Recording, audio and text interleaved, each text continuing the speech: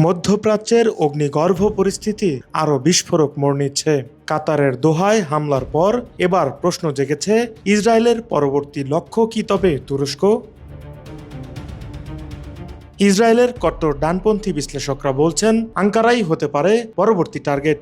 যুক্তরাষ্ট্রের প্রভাবশালী think tank American enterprise ইনস্টিটিউটের ফেলো মাইকেল রুবিন সতর্ক করে বলেছেন, আজ কাতার, আগামীকাল তুরস্ক। কিন্তু আঙ্কারা নীরব নয়। প্রেসিডেন্ট এরদোয়ানের শীর্ষ উপদেষ্টা কঠোর ভাষায় জবাব দিয়েছেন, বলেছেন খুব শীঘ্রই তাদের মানচিত্র থেকে মুছে ফেলা হবে, এরপরই বিশ্বে শান্তি নেমে আসবে। এমন বক্তব্যের পাশাপাশি ইসরায়েলি সংবাদ মাধ্যমে চলছে তুরস্ক বিরোধী ধারাবাহিক প্রচারণা। দেশটিকে চিহ্নিত করা হচ্ছে সবচেয়ে বিপজ্জনক প্রতিদ্বন্দ্বী হিসেবে। পূর্ব ভূমধ্য সাগরে তুরস্কের উপস্থিতি, সিরিয়ার পুনর্গঠনে ভূমিকা, সবকিছুকেই তুলে ধরা হচ্ছে নতুন হুমকি হিসেবে।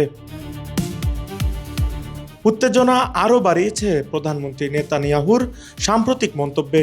তিনি স্পষ্ট করেছেন, তিনি বিশ্বাস করেন তথাকথিত গ্রেটার ইসরায়েলে, অর্থাৎ অধিকৃত পশ্চিম তীর, গাজা, লেবানন, সিরিয়া, এমনকি জর্ডান ও মিশরের কিছু অংশ মিলিয়ে গড়া হবে এক বৃহৎ ইসরায়েল।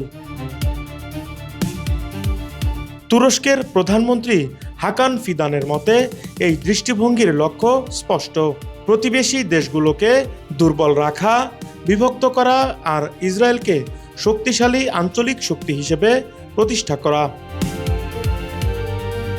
গাজায় আগ্রাসন, পশ্চিম তীর, ইয়েমেন, সিরিয়া, এমনকি তিউনিসিয়া পর্যন্ত ইসরায়েলের হামলার নজির আছে। এখন শঙ্কা, তাদের চোখ তুরস্কের দিকে কিনা।